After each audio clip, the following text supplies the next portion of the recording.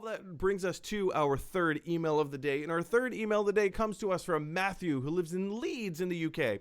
And Matthew says, with James Bond being delayed, should all cinema releases be delayed until next year? Woof. That's a heavy question, Matt. That's a heavy question. Should all cinema releases be delayed until next year? I'm gonna kick this over to you, Harrison. That's a tricky question to answer. Because it has massive implications. It has massive domino effects. What do you think? Should we just take the entire slate of 2020 that's still supposedly coming out and just push it all back into 2021? What do you think? I mean, I think if you're $100 million movie or any of these kind of like blockbuster movies, there's no way economically it makes that much sense to show it for a limited audience now. Yeah. But if you're a smaller movie, like I feel like one of the things people had been mourning pre-pandemic was the loss of that like few $1 million comedy, like the Bridesmaid type comedy, where you spend, it's over, I don't know how much that was, but it's obviously not on the scale of $100 million, but it's not cheap to make. It was around 70. It was around 70. Oh, that's a lot. So maybe that one's hard to recoup, but it's the $10 million movie. Like there's got to be some great $10 million. Oh, The Invisible Man just came out earlier this year. It was made on a $7 million budget. And it made a little over 110 million. Yeah, I mean, Paranormal Activities I think cost under $1 million. Blair Witch the Project. First one. Yeah, exactly. Blair Witch Project. Mm-hmm. Yeah. Horror is great for that. But comedy too. Like I think we have lost the sense of, either the comedy has to be very expensive or like go straight to Netflix. But it would be cool to have some comedies in theaters. Maybe that's what we do need to laugh. Do you think that that's viable? Do you think that's possible? If all of these movies get just pulled, what's going to happen to the theaters? And if we keep them in theaters, how is that going to prolong the pandemic? Right. I mean, that's the balancing act. If you open up all the movie theaters right now, like the whole country is Florida, I imagine you'd have to shut down the country and then close the theaters. So I think it's a horrifying balancing act where no one wins because this is a crazy time. I think the creativity is being rewarded. I think people who are thinking outside of the box and doing interesting things, like I don't know how the Mulan experiment will go down. I think it's really interesting. So Mulan didn't. We reported on this a few weeks ago. Mulan reportedly made $261 million, but that was an inaccurate number. That was an inaccurate number. The company that collected the data, because of course Disney and like a lot of these streaming services, Netflix is notorious for this. They don't tell you. Yeah, they don't release their information. So it was this data collection agency. They were the ones who were reporting on it. They got their data wrong. So we're all sitting here thinking like, wow, Mulan made a lot of money. Move the decimal point one place. So instead of $261 million, it was about $26 million. Right. I guess the weird thing that I'm thinking about now is that if let's say you're already in production, you're in the pipeline to produce another set of blockbusters, and there's only a limited amount of sort of dates and space for these movies. Yeah. If you push everything, you're essentially saying, I'm just going to take a year of loss. Like, I'm just not going to make any money that year. I'm pushing all of them. And then when they debut in 2022 or 2021, 2022, they'll make them. Ooh. You sure about that? It's No Time to Die. Wait a second. I thought that was your T-shirt. It was. I'm very quick. I'm a quick change artist. But I think so. I think in many ways, maybe they're thinking about it like, I'd rather make some money from, let's say, a Mulan or whatever, and then not interrupt my schedule. So I'm making some money this year and the same amount of money I would make in 2021, whether the blockbuster, whatever the blockbuster might be. But so there is an argument maybe to make that making some money is better than no money for some. But it also depends on like a Black Widow is a potential $1 billion film. James Bond, a potential $1 billion film. Wonder Woman, a potential $1 billion film.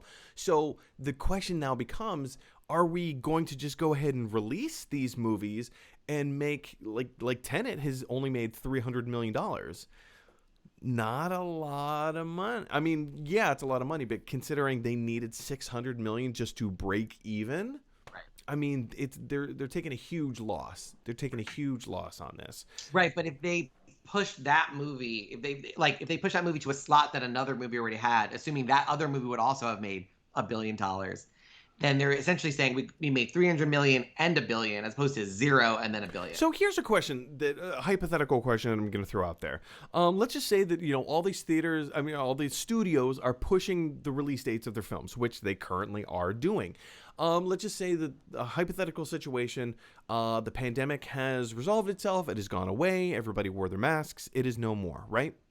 Perfect, wonderful world to live in that we all want to live in.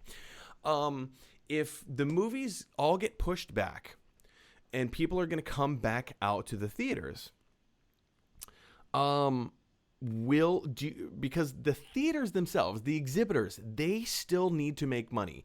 If the next movie doesn't come out until like April, let's just say March. That means there's like a 5 or 6 month period where they are showing nothing. They are not earning any revenue. Is it conceivable that the theaters are going to try and cut a larger deal with the studios to, take a larger cut of the box office? Because the studios take the vast majority of the box office. It all depends on the movie. It's a movie by movie deal. If it's, Avengers Endgame, they know it's going to be at least $1 billion film. So they'll probably take a much smaller percentage, maybe like a 10% cut of the box office. But if it's something like a Woody Allen, I don't know why we're talking Woody Allen films, but earlier you mentioned Woody Allen. Now I have like that on the, it's more of like an art house type film. Let's just say I'm looking at a box of Trick Cereal. So let's say Trick Cereal, the movie, the indie art house film, they're probably going to want maybe like a 40% cut or 50% cut, because it's not going to make anywhere near as much money as Avengers Endgame. They need to balance out how much money they're making. Do you think it's possible that even for the big tentpole films like Wonder Woman, Black Widow, James Bond, are they going to try and negotiate a larger cut of the box office than they A, normally have, and B, currently have? I would imagine the leverage that a major studio has, they could just say no, and there's nothing the movie theaters can really do. They could not. They could choose not to show it. They could choose. I don't think they're not going to to show Black Widow or these big tentpole films. There's no way that they're gonna give that up. There was a thing with I think it was the Wonderama in LA. Cinerama. Tarantino's film, The Hateful Eight, was filmed in Cinerama, so you could actually see it in that specific format. And Tarantino filmed it for that, essentially. And then there was a conflict where Disney was like, no, you're showing our movie. And I think he wasn't able to show it in Cinerama because they couldn't risk losing Disney films. So that it could be that kind of case. I've seen one movie in that theater, and it was Jurassic World: Fallen Kingdom. It was a garbage movie. It was absolutely terrible. I hate that movie so much. And just to be in that historic dome, it was a waste. It's a great theater, though. It's a beautiful theater, but it was a waste. Amazing. It was a waste. Although I will tell you, Jurassic World, the thing that excited me was, this is a real spoiler, so if you haven't seen the movie, don't listen to me. But the end of that film, where you realize that this has all been setting up a cinematic universe that is literally the whole world has dinosaurs in it. I am so excited to see what they do with that, because I think that I would want to see lots of movies and TV shows set in that world where, what if the dinosaurs Jurassic Park got out and started breeding, and it's just like a fact of life. And I think it's a great metaphor that we can use now. I think it makes it even better, because the idea that we're scared of nature, like this virus is out of control and killing people.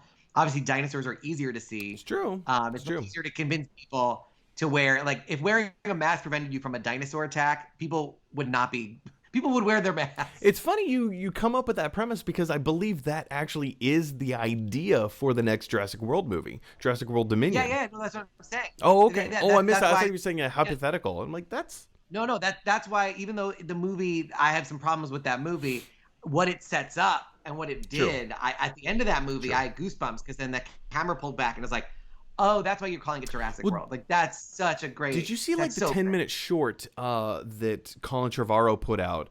I can't remember the name of it, but... Yeah, they're like camping. Yeah. It was like a dinosaur attack and like a Stegosaurus attack or something like that. It was really cool. Yeah, it's called Battle. I'm just Googling it now. Battle at Big Rock? Is that the name of it? Battle at Big Rock? I think it's just called... Oh, yeah, Battle at Big Rock. Yes. There it is. Yeah, it's awesome.